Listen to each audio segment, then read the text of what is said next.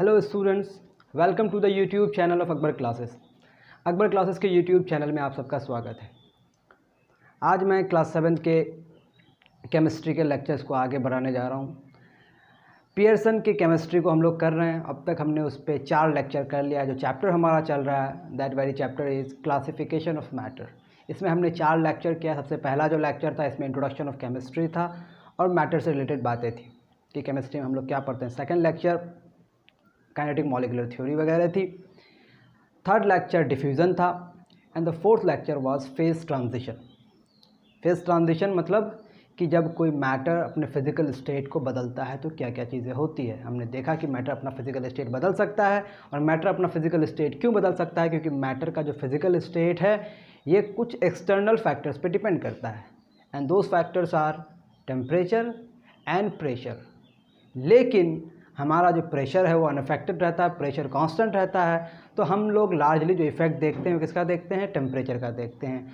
तो हमने पहले पार्ट में फेज ट्रांजिशन का उसमें पढ़ा था कि लिक्विड और सॉलिड के बीच में जो फेज ट्रांजिशन होता है, इट मीन्स कि जब कोई सॉलिड लिक्विड में कन्वर्ट होता है इसको आप मेल्टिंग कहते हैं, और फिर सेम लिक्विड सॉलिड में जब कन्वर्ट होता है इसको आप क्या कहते हैं? फ्रीजिंग कहते हैं। इन दोनों पर हमने डिटेल बात की थी और हमने लेटेंट हीट का भी थोड़ा बहुत कॉन्सेप्ट देखा था। आज के लेक्चर में हम लोग जो डिस्कस करेंगे that discussion would be based on the phase transition between liquid and gas. यानी कि आज जो हम लोग पढ़ने जा रहे हैं फेज ट्रांजिशन, ये किसके बीच में होगा? लिक्विड एंड गैस के बीच में। ठीक है। किसी लिक्विड को आप उसके गैसेस स्टेट में कन्वर्ट कर सकते हैं। जब उस लिक्विड को क्या करेंगे? हीट करेंगे and that gas can be condensed into liquid. जब आप उसको क्या करेंगे? कूल करेंगे। वेरी फेयर, कोई दिक्कत नहीं है इसमें कि लिक्विड किस में कन्वर्ट हो सकता है? गैस में कन्वर्ट हो सकता है। और गैस किस में कन्वर्ट हो सकता है?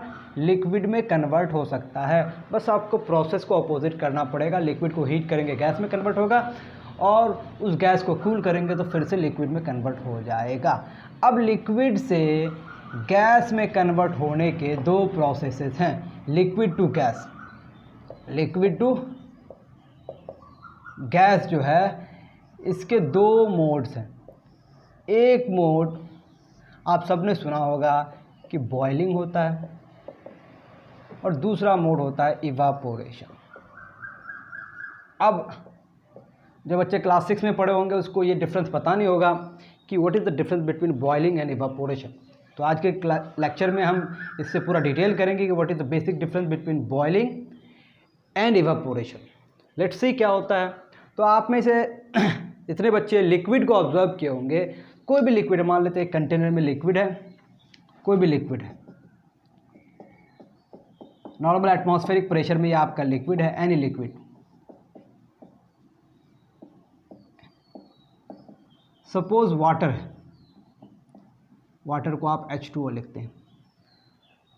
तो नॉर्मल एटमॉस्फेरिक प्रेशर में है और रूम टेम्परेचर में है। मान लेते हैं at room temperature and normal atmospheric pressure NAP में आपका रखा हुआ है। तो आप पाते हैं कि इसके सरफेस पे कुछ इसके वेपर मॉलिक्यूल्स प्रेजेंट होते हैं। आप लिक्विड को हीट नहीं कर रहे हैं, नॉर्मल टेम्परेचर में है, नॉर्मल एटमॉस्फेरिक प्रेशर में, तो यहाँ पर इसके कुछ वेपर्स आपको मिलते हैं। इसका मतलब ये लिक्विड जो है ये वेपर में कन्वर्ट हो रहा है विदाउट एनी हीटिंग। इसका मतलब लिक्विड अपने सरफेस से वेपर स्टेट में जा रहा है, और यही जो कन्वर्जन है इसी को आप कहते हैं इवापोरेशन। यानी कि जब इवापोरेशन हो रहा होता है तो आप देखेंगे कि लिक्विड के सरफेस पे कुछ उसी लिक्विड के कुछ मॉलिक्यूल्स आपको मिलेंगे। गर्मी ज़्यादा हो जाएगी, टेम्परेचर हाई हो जाएगा, तो नंबर ऑफ वेपर मॉलिक्यूल्स वहाँ बढ़ जाएंगे। एक क्या होता है कि आप लिक्विड को हीट करने लगते हैं। क्या करने लगते हैं? हीट करने लगता है। अगर लिक्विड को हीट करेंगे तो उसका टेम्परेचर बढ़ता है, और पूरा का पूरा बल्क जो लिक्विड है वो कहाँ जाता है? वेपर स्टेट में जाता है।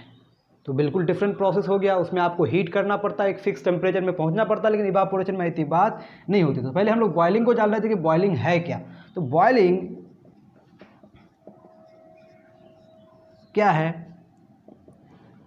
The conversion of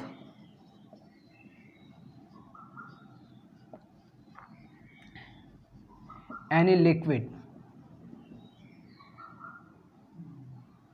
to its vapor state। अब जो मैं अगला वर्ड लिखने वाला हूँ वो बहुत ही इंपॉर्टेंट है। From the bulk of it at a fixed temperature. समझ में आ रही बात? The conversion of any liquid to its vapour stage that is gas from the bulk of it, उस लिक्विड के पूरे बल्क में। एक तो है कि सरफेस है, ये सरफेस है, इस सरफेस के कुछ मॉलिक्यूल्स वेपर स्टेट में चले गए, वो है हमारा इवापोरेशन। लेकिन हम लोग बॉइलिंग की बात करें तो बॉइलिंग क्या होगा, लिक्विड से वेपर स्टेट में जाएगा लेकिन पूरा का पूरा बल्क की जो एनर्जी होगी वो सेम हो जाएगी और टेम्परेचर क्या हो जाएगा, फिक्स हो जाएगा। समझ में आ रही बात? ये रूम टेम्परेचर तो वेरी कर सकता है ना, टेम्परेचर गर्मी हुई तो बढ़ गया, गर्मी ठंड हुआ तो थोड़ा घट गया, ये अकॉर्डिंग टू द वेदर ये रूम टेम्परेचर बदल जाता है। लेकिन आपके कुछ वेपर मॉलिक्यूल्स वहाँ प्रेजेंट होते हैं, यानी कि वो प्रोसेस चलता रहता है। तो उस पर हम लोग आते हैं अभी, जब हम लोग दोनों को कंपैरेटिव स्टडी करेंगे। अभी हम लोग बॉइलिंग को डिफाइन कर रहे हैं। तो the conversion of any liquid to its vapour state from the bulk of it at a fixed temperature is called boiling. I hope clear हो रही होगी बात।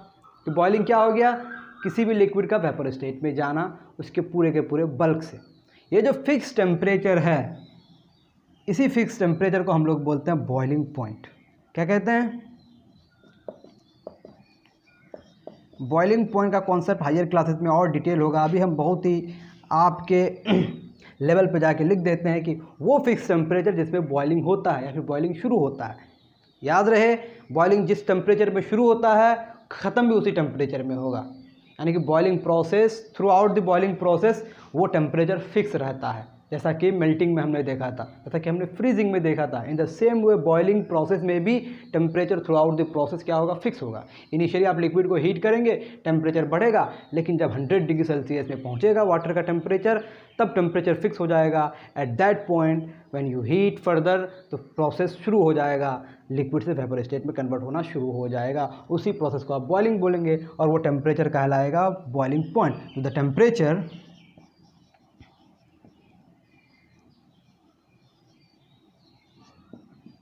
at which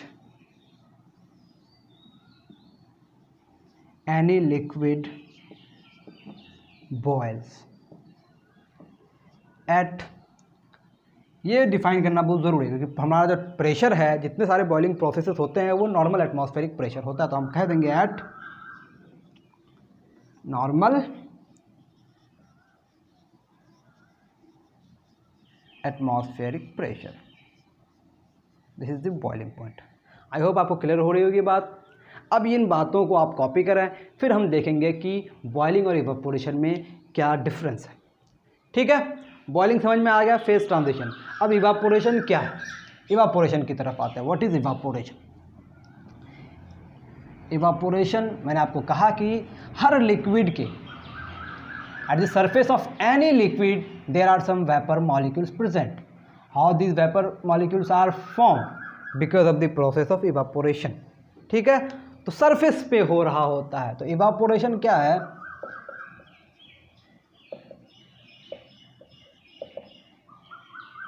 ये भी किसी लिक्विड का वेपर स्टेट में कन्वर्ट होना है। The conversion of any liquid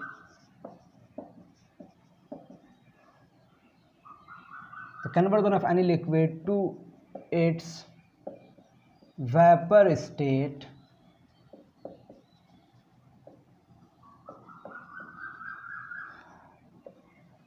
from the surface of it। अब अगली जो बात है ये बहुत इंपॉर्टेंट है, एट एनी टेम्परेचर। इसके लिए टेम्परेचर फिक्स नहीं है, कोई भी टेम्परेचर हो इस पे ये प्रोसेस शुरू हो जाएगा और ये प्रोसेस होता रहेगा। The conversion of any liquid to its vapour state from the surface of it at any temperature, but खास बात क्या, but below the boiling point. Remember, क्योंकि बॉइलिंग पॉइंट तक पहुंच जाएगा तो बॉइलिंग शुरू हो जाएगा।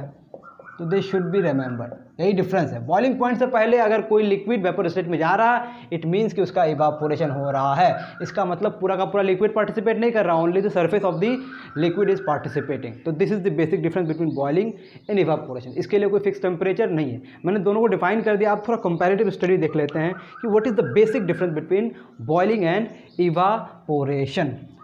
लेट्स राइट, मैं लिखता हूँ और पॉइंट्स को डिस्कस करता हूँ। What is the basic difference between boiling and evaporation. तो मैं एक तरफ लिखता हूँ बॉइलिंग और एक तरफ लिखता हूँ इवापोरेशन। आप भी साथ साथ नोट बनाएं और समझने की भी कोशिश करें। Let's write this down. ठीक है जी। सबसे पहला पॉइंट और सबसे इंपॉर्टेंट पॉइंट, बॉइलिंग जो है एक बल्कियर फेनोमेना है। बल्कियर फेनोमेना है, एक ऐसी घटना जो बल्क में हो रहा है, एक साथ हो रहा है, पूरे का पूरा लिक्विड में एक साथ हो रहा है।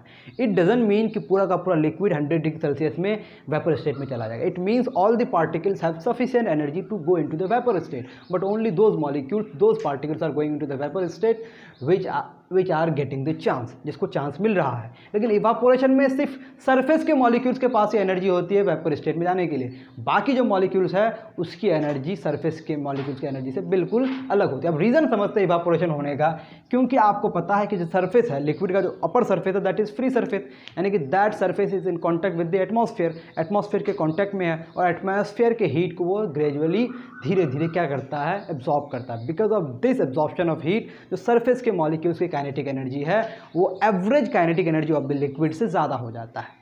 That is why those surface molecules are capable to break the forces between them and they are capable to go into the vapor state। यानी कि evaporation क्यों हो रहा? Because of the heat of the atmosphere, atmosphere के heat की वजह से, atmosphere की heat की वजह से surface के molecules की kinetic energy, average kinetic energy, total जो काइनेटिक एनर्जी है एवरेज, उससे ज़्यादा हो जाती है। अब जिसका एवरेज काइनेटिक एनर्जी से अगर एनर्जी ज़्यादा हो गई तो उस मॉलिक्यूल्स की एनर्जी ज़्यादा हो गई, अब वो मॉलिक्यूल्स कैपेबल हो गया वेपर स्टेट में जाने के लिए। बट इन दिस केस सारे मॉलिक्यूल्स की एनर्जी सेम है, सबके पास इक्वल एनर्जी है, बस वही वेपर स्टेट में यहाँ जा रहा होता है जिसको चांस मिलता है। यहाँ चांस की कोई बात ही नहीं, यहाँ सिर्फ सरफेस के मॉलिक्यूल्स ही जाएंगे। It means this is the surface phenomenon. I hope आपको क्लियर हो रही होगी बात। ठीक है, phenomenon is the plural for phenomena. Number 2, अब आप सबको समझ में आ रही होगी कि बात कि बॉइलिंग बल्क में हो रहा मतलब more particles are taking part, सिर्फ सरफेस में हो रहा मतलब very less particles are taking part. It means this must be the fast process. Fast process, boiling is the fast process while the evaporation is a slow process। Clear हो रही होगी बात। And the third very important point, जो boiling है इसके लिए temperature fix है, because ये फेज ट्रांजिशन है ओरिजिनली और ये तो हो रहा है। क्यों हो रहा है? क्योंकि एटमॉस्फेयर के कांटेक्ट में आ जा रहा है, एटमॉस्फेयर के हीट के कांटेक्ट में आ जा रहा है। तो बॉइलिंग जो होता है एक फिक्स टेम्परेचर में होता है, तो occurs at a fix temperature.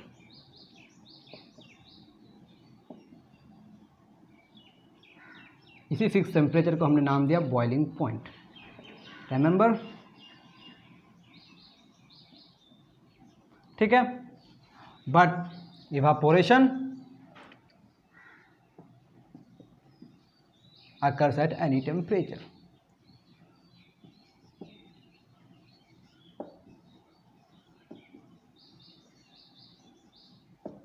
Clear हो रही होगी बात। नंबर 4, ये कब तक होगा? बॉइलिंग तब तक होगा जब तक आप हीट देंगे सिस्टम में, लेकिन इवापोरेशन में हीट देने की ज़रूरत नहीं है। यानी कि इवापोरेशन एक कंटिन्यूअस प्रोसेस है। In an open container the liquid keeps on evaporating until you close the container. Container को क्लोज कर देंगे तो इवापोरेशन रुक जाएगा। क्यों रुक जाएगा उस पर अभी हम लोग आते हैं। समझ में आ रही होगी बात कि इवापोरेशन जब भी कोई ओपन कंटेनर होगा इवापोरेशन होता रहेगा। मतलब इवापोरेशन क्या है? कंटिन्यूअस प्रोसेस है, कंटिन्यूअस प्रोसेस। ठीक है। और बॉइलिंग कब होता है? Only on heating. ओके, अब एक ख़ास बात, जो आपका इवापोरेशन प्रोसेस होता है, इसमें एटमॉस्फेयर से हीट को एब्जॉर्ब किया जाता है। Due to this absorption of heat, जो आपका एटमॉस्फेयर का टेम्परेचर है वो धीरे धीरे कम हो जाता है।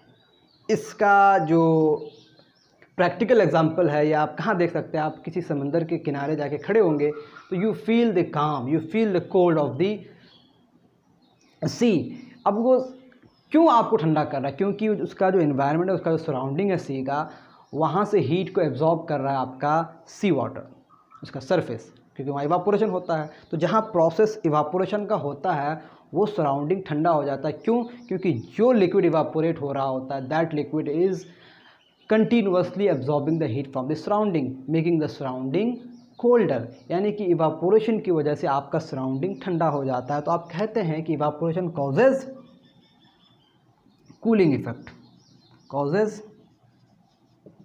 Cooling effect.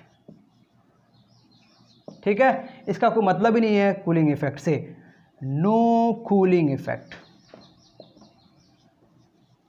बॉइलिंग से कभी आपको कूलिंग इफेक्ट मिलने वाला नहीं, क्योंकि आप इसमें इंटेंशनली हीट देते हैं। आई होप सारे पॉइंट्स इसमें आ गए होंगे, आप इसे लिख लें। फिर हम लोग अगला प्रोसेस पे आते हैं, इसका ऑपोजिट, कि बॉइलिंग का ऑपोजिट प्रोसेस कौन सा होगा। Please make a note.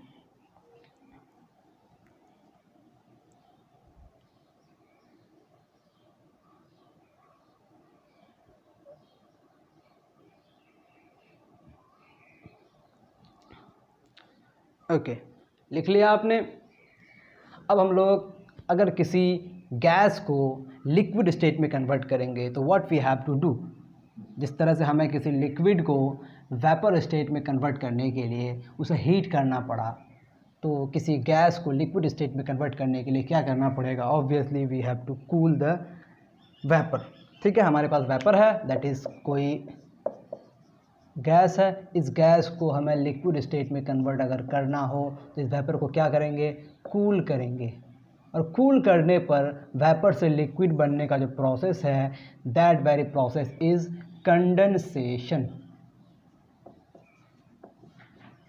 ठीक है, सिर्फ कूल अगर करेंगे। अब आपके पास वेपर है या कोई गैस, ओके। दूसरा प्रोसेस क्या हो सकता है कि आप किसी गैस पे प्रेशर भी अप्लाई कर रहे हैं, प्रेशर भी अप्लाई कर रहे हैं, टेम्परेचर भी कम कर रहे हैं। दो चीज़ कर सकते हैं। कोई आपके पास गैस है, इसको आप लिक्विड में कन्वर्ट कर सकते हैं दो काम करके। एक काम क्या कर सकते हैं कि आप लोअरिंग टेम्परेचर को आप कम करेंगे, लेकिन ये टेम्परेचर कम करने के साथ साथ एक और काम करेंगे, अप्लाइंग प्रेशर।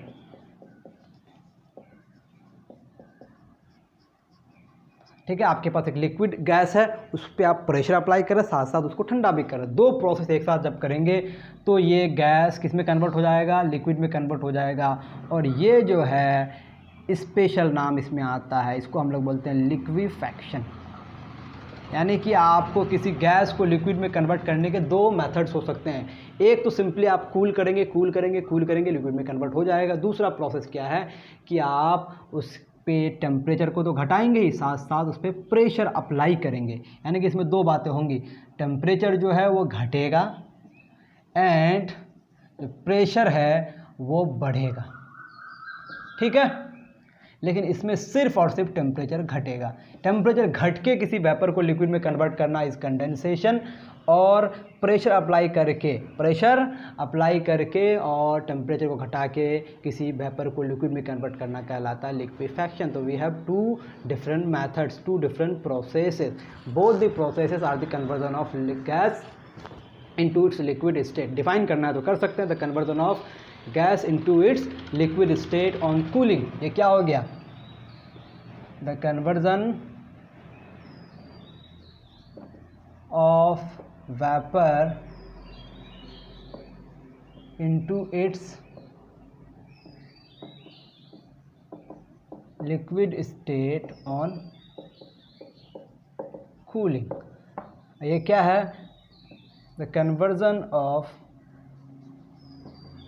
वेपर मैंने क्यों लिखा कि जनरली किसी लिक्विड का ही जो वेपर स्टेट होता है, यहाँ गैस इसलिए लिखा है क्योंकि लिक्विफैक्शन के लिए गैस का इस्तेमाल किया जाता है। कोई गैस ऑलरेडी गैसेस स्टेट में है, उसको आप लेके आ रहे हैं लिक्विड स्टेट में, तो यहाँ जनरली लिक्विफैक्शन का इस्तेमाल किया जाता है। सिर्फ टेम्परेचर घटाने से काम नहीं होता है, यहाँ दोनों काम करना पड़ता है। The conversion of any gas into it's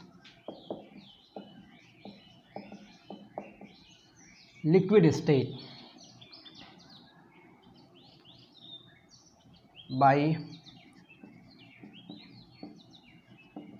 applying pressure and lowering the temperature। ठीक है, टेम्परेचर को घटाएंगे और प्रेशर को बढ़ाएंगे, ये दो प्रोसेसेस हो गए। अब आप सबको पता चल गया कि लिक्विड से गैस और गैस से लिक्विड सारे के सारे प्रोसेसेस हो सकते हैं। अब एक लेटेंट हीट का कॉन्सेप्ट यहाँ आ जाता है। लेटेंट हीट, जब किसी लिक्विड को वेपर स्टेट में कन्वर्ट करेंगे और आपके पास लिक्विड अगर 1 किलोग्राम लिक्विड है, if you are having 1 kilogram of any liquid, तो इसके लिए जो आप लेटेंट हीट को डिफाइन करते हैं उसको आप बोलते हैं लेटेंट हीट ऑफ वेपोराइजेशन। तो ये भी मैं बता दूं, लेटेंट हीट ऑफ वेपोराइजेशन क्या है? लेटेंट हीट ऑफ वेपोराइजेशन, तो latent heat of vaporisation is the, हमने लेटेंट हीट पर पूरा डिटेल कर लिया है, आज बस इसको डिफाइन कर रहे हैं। The amount of heat, the amount of energy जो हीट के फॉर्म में हम लोग दे रहे होते हैं, required to convert 1 kilogram of any liquid, the amount of energy required to convert 1 kilogram of any liquid completely to its vapor state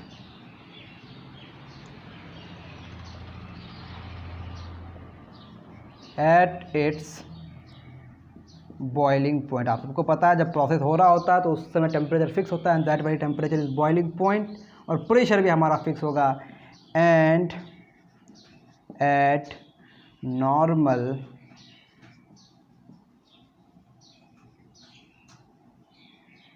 atmospheric pressure.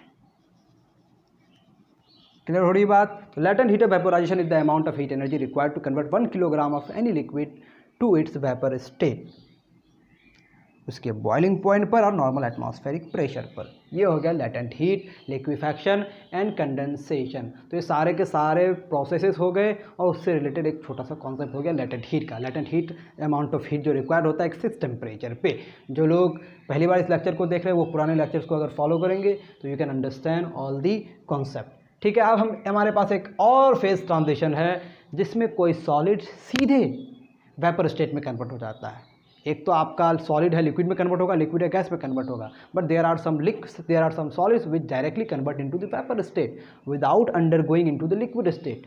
ऐसे phase transition को, ऐसे कन्वर्जन को हम लोग बोलते हैं सब्लिमेशन। क्या बोलते हैं? सब्लिमेशन। तो let's discuss what is sublimation. ठीक है, सब्लिमेशन क्या होता है? हम लोग बहुत डिटेल नहीं पढ़ रहे हैं थोड़ा, क्योंकि हमें हायर क्लासेस में भी ये चीज़ें पढ़नी है, इसलिए हम लोग इसको क्विक कर रहे हैं। सब्लिमेशन, अब सब्लिमेशन में क्या होगा? फेज ट्रांजिशन होगा सॉलिड से वेपर स्टेट में। The conversion of some solids directly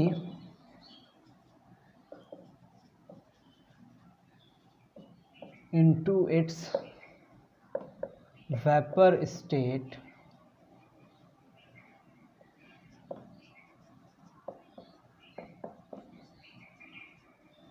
without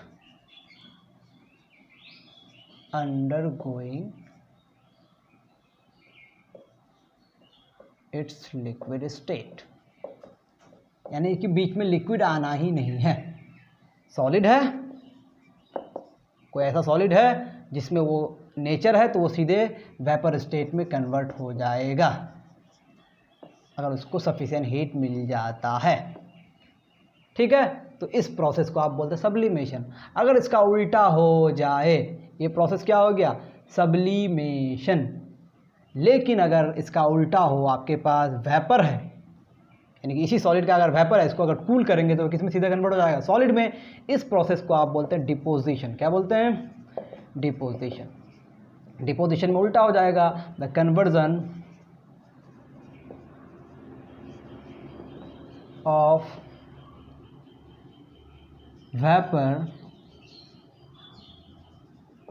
into its,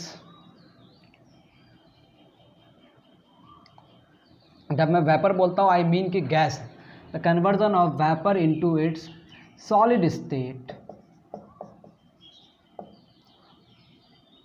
without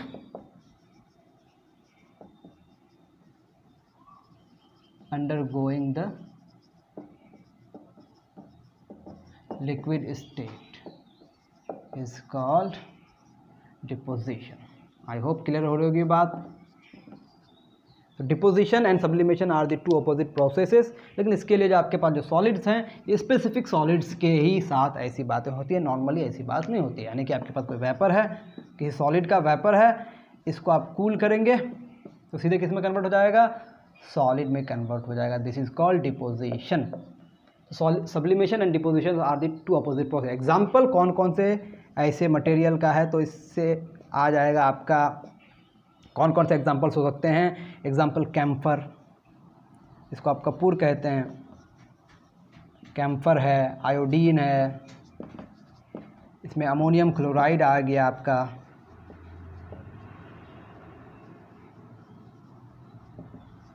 ठीक है। ड्राई आइस आ गया। ड्राई आइस क्या है, dry ice solid CO2, solid carbon dioxide, और भी कुछ सब्सटेंसेस आएंगे जो हम लोग बाद में देखेंगे। तो ये दो प्रोसेसेस हो गए। तो फेस ट्रांजिशन से रिलेटेड जो बातें थी हमने सारी की सारी बातें पढ़ ली। This is the part 2 of phase transition. I hope आपको मज़ा आया होगा। अगर आपको पसंद आया तो इस लेक्चर को लाइक कर दीजिए और अपने दोस्तों से शेयर कर दीजिए। आज के लिए इतना ही, फिर बाकी बातें नेक्स्ट लेक्चर में होगी। Thank you very much.